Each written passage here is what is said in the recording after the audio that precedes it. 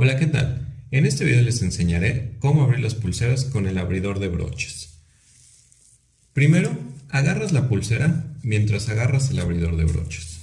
Te vas a la parte de la pulsera con una ranura y colocas ahí uno de los pétalos de la flor.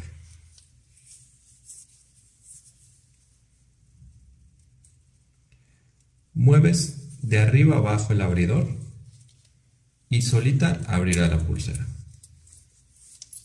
De esta manera puedes abrir con cuidado y protegiendo toda tu joyería.